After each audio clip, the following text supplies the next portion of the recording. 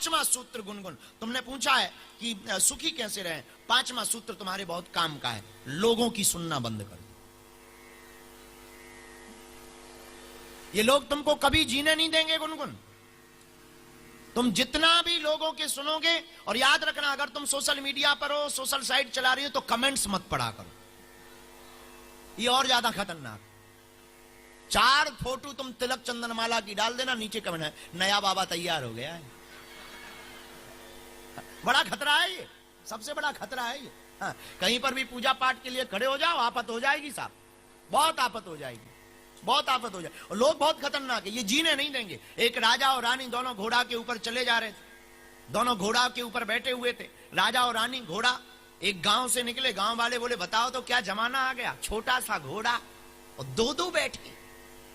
राजा रानी से बोला बेइज्जती हो रही है, एक काम करते हैं तुम बैठी रहो, हम पैदल चल रहे। रानी बोली चल लो, रही होगी फिजी की।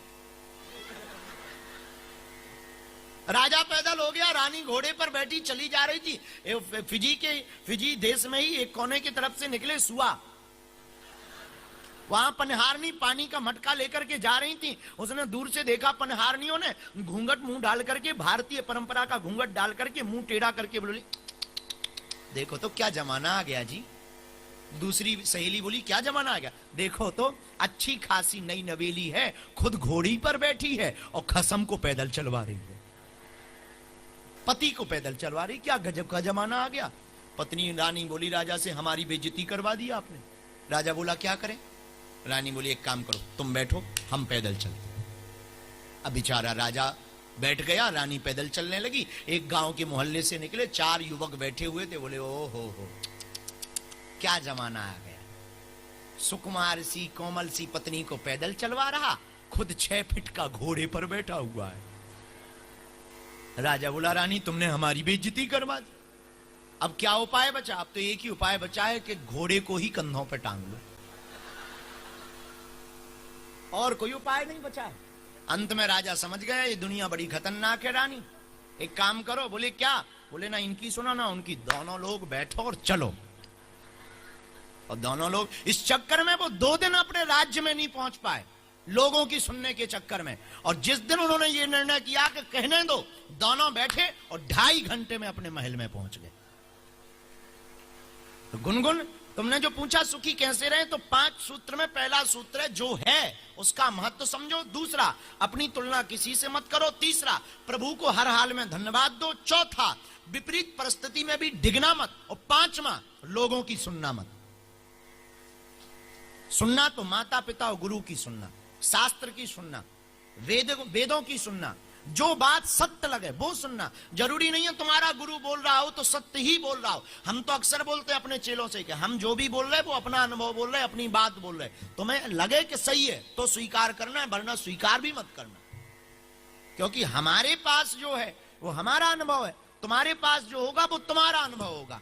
अब बलि ने बड़ा गजब का काम किया, बलि ने गुरुजी की नहीं सुनी, तो आज भी बलि को जाना जाता है। शुक्राचार्य जी ने समझाया राजा बलि को, ये जो बामन बनकर के आए हैं ये कोई साधारण नहीं है, भगवान है, तुम्हें हरण कर लेंगे, छल लेंगे। बलि ने मन में सोचा जब भगवान ही मांगने आए हैं जो दुनिया को देता है तो काहे को मना करें।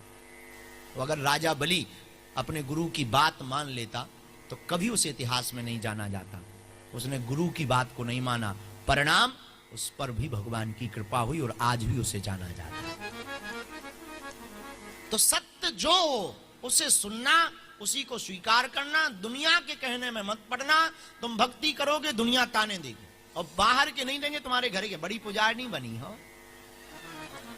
बड़े भक्त बने हो, हम देखते हैं तुम्हारे भगवान कितने बचाते हैं। और कई माताओं के घर में तो हम तो बहुत अनुभव करते हैं, चेक करते हैं, बड़ी बाबा बाबा कर रही।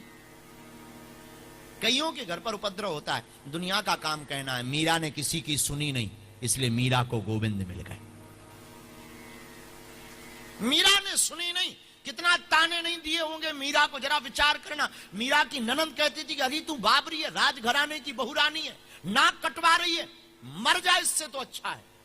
मीरा कहती है ना मरना है ना जीना है, मैं तो गोविंद रस पीना है। मीरा ने किसी की सुनी नहीं, इसलिए मीरा को आज जाना जाता है। और बुरा मत मानना, मीरा का जीवन कितना कठिन नहीं रहा होगा। मीरा अगर रुक गई होती बात मानकर लाज के चक्कर में, तो आज कोई मीरा नहीं बनना चाहता। पर मीरा लोगों की नहीं सुनी, और लोगों की नहीं सुनी तो गोविंद को भी पा गई। और आज 500 साल बाद भी घर पर बैठी हुई माताएं अपनी बेटी को भगवान की भक्तनी मीरा की तरह देखना चाहती।